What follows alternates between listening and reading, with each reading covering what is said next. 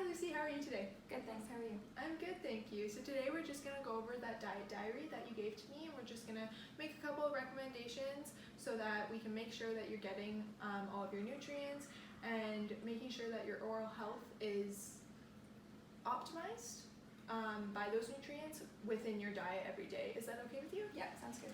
Okay, so we're going to get started. So just like we went over during our last appointment, just to remind you, you do have moderate gingivitis and you are at risk for periodontitis. So we're just going to go over what you can do to kind of help prevent that periodontitis and reduce the gingivitis when we go over your diet assessment. You're also at risk for caries related to the cariogenic foods that you are eating. Cariogenic is pretty much anything sugary or very starchy. And then we're going to go over also your water intake every day. So I do know that you drink water throughout the day, but maybe we can increase that water to hopefully help increase your health and your oral health. Okay. Does that sound okay? Yeah. All right. Okay, so taking a look at your diet diary here, I did circle just a few little things that are those cariogenic foods or drinks. So you do have a couple of orange juices in your first and third day. You also have your 2 sugars in your tea and the gum after your sushi. Mm-hmm. So these are very minor things, pretty small, but they are those cariogenic nutrients that are going to increase your risk of caries. Okay. Do you understand what caries are? No. Okay, so we can go over that too. So caries, pretty much what the sugar does after you drink it, and like drinking your orange juice, for example, the sugar is going to stay on your teeth for a little while, and if you leave it for too long, then it can eat away at the enamel and create a little hole, which will create a cavity. Does that make sense? Yeah. Okay. So we can go over how to make those modifications in your diet later on in our appointment. Is that okay with you? Yep. All right. So have you heard of Canada's new food guide? Not of the new one, no. Okay, so they just switched it up. It's actually a lot simpler now and very visual, which I really like for my clients. So really what they've done is just shown a picture of a plate, and their main components are your vegetables and fruits, which take up a whole half of the plate, and then your protein foods, you have your little drink of water in the corner, and then your whole grain foods. So the protein foods and your whole grain foods each take up a quarter of the plate. Really, this is just trying to show you that you need one of each in every meal, and trying to kind of visualize the portions that you should be eating. Okay, makes sense. All right, so to compare your dietary diary to the new food guide, you did have a lot of great nutrients in all of your meals, and I was very impressed. So for example, like in your first day, you got your sushi, your chicken, your Greek salad. In every meal, it seemed as though you did have a protein, some vegetables, and whole grain foods. You also drank water with almost each of your meals, which was very impressive. The only thing that I would really suggest compared to this food guide and comparing it to your diary would be just to increase your intake of water every day. Okay. You did mention that you are a student, right? Yes. All right, so do you bring a water bottle to school at all? Sometimes. Okay, that makes sense. So what I would really suggest is just trying to be more conscious of the water that you are drinking.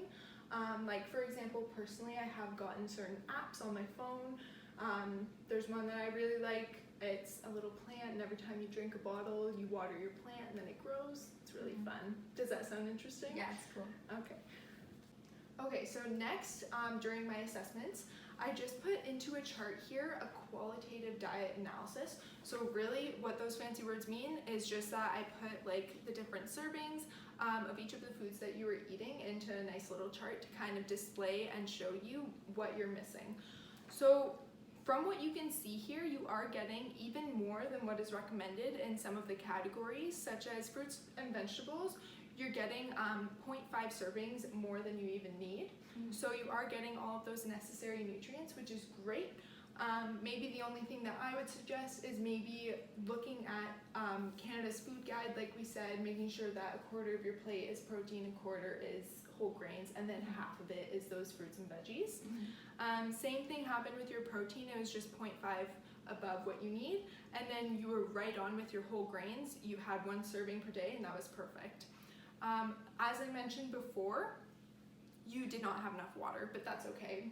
We can modify that in the future. So moving on to our next chart, I just put into this one that you're missing that water every day. So could you tell me some of the healthy effects that water can have on your body? I know that it hydrates you and it's just good for everyday living, so you are like refreshed and just like ready to go and hydrates your whole body basically. Yeah, exactly. That's so true. Did you know that also has effect on your oral health? No, I didn't.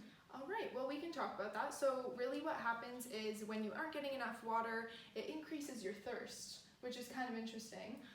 It also causes xerostomia, which is pretty much dry mouth. And if it's really extreme, you can get like peeling in your mouth and little blisters. And it also increases your risk of tooth decay and gingival disease, which is pretty much that gingivitis that you have, and a risk of cavities like we discussed before. Does that make sense? Yeah. All right. So it seems as though you do have a really good understanding of how water can benefit you and your overall health. Really, in your case, it isn't very extreme, but if it were, some examples of what could happen is you could get discolored urine, you could have lower concentration rates, etc. Can you think of any like food sources that you could get your water from? I know like cucumbers and like citrus fruits have good sources of water in them. Yeah, that's really good. So one thing that I find really interesting is that you don't actually, like, yes, it's very important to bring a water bottle and constantly be drinking water, but there's also a lot of water found in a lot of nutritious foods, such as, like you said, cucumbers. I also put down some tomatoes, beets, carrots, celery, all of that kind of stuff that you can just throw into a salad would be really good every day. Okay. So since you are in school, did you do this dietary assessment or diary when you were at home or when you were at school? When I was at home.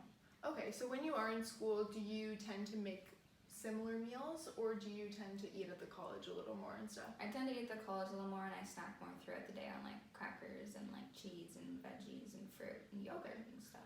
Okay, yeah, that makes sense. I mean, it is tough when you are at school going back and forth and making sure that you get those healthy meals. I totally get that. I was a student once. Okay, so since you are at school during the day, how long are you usually at school?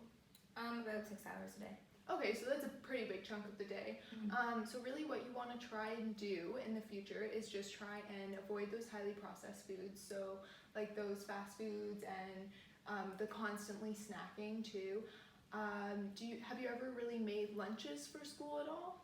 Yeah, I sometimes make like salads and put a granola bar in there, and then I usually drink water or orange juice. That's really good, yeah. So what I would recommend is on those days when you know that you're going to be there for a long amount of time, just try and make sure that you are making those meals beforehand and then bringing them during the day, and maybe, like you said, bringing your water bottle and drinking lots of water throughout the day instead of resorting to those fast foods.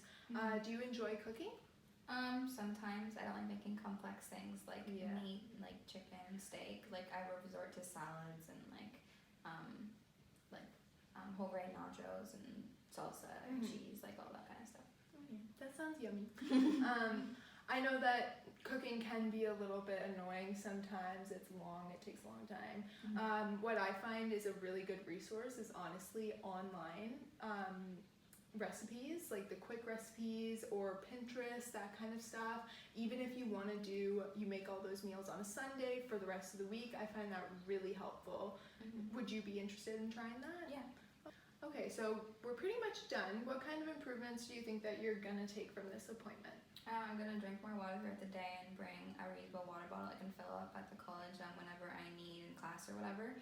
I'm gonna make a lunch and look at more recipes online, like you said, to benefit my overall health as well. Yeah, that sounds great. Honestly, once you find those recipes that you do like too, you can make it fun to make them. You can put on some music, maybe get some friends, and make it just a more fun environment around the food, even though it is a little bit annoying to try and make it. Sounds like a really good idea. Yeah. Alright, so you're going to leave here today with a few things. I'm going to give you a copy of the Canada's Food Guide. It's very visual, like I said before, so it's helpful to have in your kitchen just to look at and just remind you and have that constant reminder kind of in the kitchen and around. I'm also going to give you a list of the modifications that we did make and write down today, just so that you have it and you are mindful of those considerations. And the last thing I'm going to give you is another diet diary. So I'd just like you to complete that one for our next appointment, if that's okay. Just to see that you are integrating all of the modifications that we have talked about today, and just to see how it's going, and then we can compare the two together and see how you progress. Okay, sounds good. All right, do you have any other questions? I think that's it. Okay, we can go book your next appointment. Sounds good.